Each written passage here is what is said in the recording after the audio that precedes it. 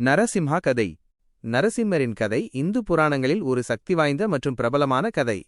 இது பக்தர்களை தெய்வீகமாக பாதுகாத்தல் மற்றும் தீமை மீது நன்மையின் வெற்றி ஆகிய கருப்பொருள்களை வலியுறுத்துகிறது. நரசிம்மர் விஷ்ணுவின் 4வது அவதாரமாவார். அவரது பெயர் மனித சிங்கம். நாரா-மனிதன், சிம்ஹா சிங்கம் என்று பொருள்படும். கதை ஹிரண்யகசிபு என்ற கொடுங்கோல் அரக்கன் மன்னனுடன் தொடங்குகிறது.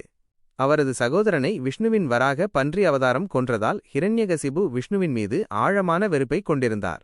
அவர் இறப்பு இல்லாத எல்லாவற்றிலும் சக்தி வாய்ந்தவராக மாற விரும்பினார். அதற்காக அவர் பிரம்மாவிடம் பெரும் தவம் செய்து ஒரு சக்தி வாய்ந்த வரத்தை பெற்றார்.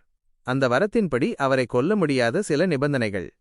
மனிதன், தேவன் அல்லது விலங்கு, வீட்டிற்கு உள்ளே அல்லது வெளியே, பகலில் அல்லது இரவில், தரையில், வானத்தில் அல்லது நீரில், உயிருள்ள அல்லது உயிரற்ற எந்த ஆயுதத்தாலும். இந்த வரத்தால் ஹிரண்யகசிபு தன்னை ஒரு அழியாத கடவுளாக நம்பினார். தனது ராஜ்யத்தில் உள்ள அனைவரும் விஷ்ணுவுக்கு பதிலாக தன்னையே வணங்க வேண்டும் என்று கட்டாயப்படுத்தினார். ஆனால் ஹிரண்யகசிபுவின் சொந்த மகன் பிரகலாதன் விஷ்ணுவின் தீவிர பக்தன்.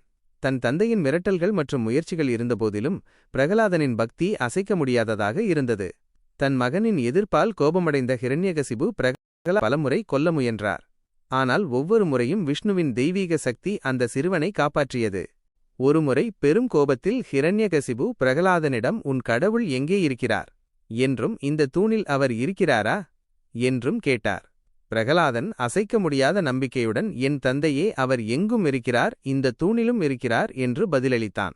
கோபமடைந்த ஹிரண்யகசிபு தன் கதாயுதத்தால் அந்த தூணை அடித்து நொறுக்கினான். அப்போது அந்த தூண் பிளந்து விஷ்ணு ஒரு பயங்கரமான வடிவத்தில் வெளியே வந்தார். அந்த வடிவம் மனிதனுமில்லை, விலங்குமில்லை, நரசிம்மர், அதாவது மனித உடலும் சிங்கத்தலையும் நகங்களும் கொண்ட ஒரு உருவம். நரசிம்மர் ஹிரண்யகசிபுவின் வரத்தின் அனைத்து நிபந்தனைகளையும் தந்திரமாக தவிர்த்து அவரை கொன்றார். அவர் மனிதனும் தேவனும் விலங்குமில்லை. அவர் மனித சிங்கம். அவர் ஒரு முற்றத்தின் வாசலில் வீட்டிற்கு உள்ளேயும் இல்லை, வெளியேயும் இல்லை, அவரை கொன்றார். அவர் அந்திவேளையில் பகலும் இல்லை, இரவும் இல்லை, அவரை கொன்றார். அவர் தன் மடியில் வைத்து தரையில் இல்லை, வானத்திலும் இல்லை, அவரை கொன்றார். அவர் தன் கூர்மையான நகங்களால் அவரை கிழித்துப் போட்டார். நகங்கள் உயிருள்ள அல்லது உயிரற்ற ஆயுதம் என்று கருதப்படவில்லை. அரக்கன் மன்னனை கொன்ற பிறகு நரசிம்மரின் கோபம் மிகவும் உக்கிரமாக இருந்தது. தேவர்களும் தேவியர்களும் உலகமே அழிந்துவிடுமோ என்று அஞ்சினர். அப்போது அவர் யாரை பாதுகாக்க வந்தாரோ அதே பிரகலாதன் அவரை அணுகி தன் பிரார்த்தனைகளால் அவரை அமைதிப்படுத்தினார். நரசிம்மரும் அமைதியான சாந்தமான வடிவத்திற்கு மாறினார். நரசிம்மரின் கதை விஷ்ணுவின் பாதுகாக்கும் மற்றும் காக்கும் பங்கை நினைவுபடுத்துகிறது.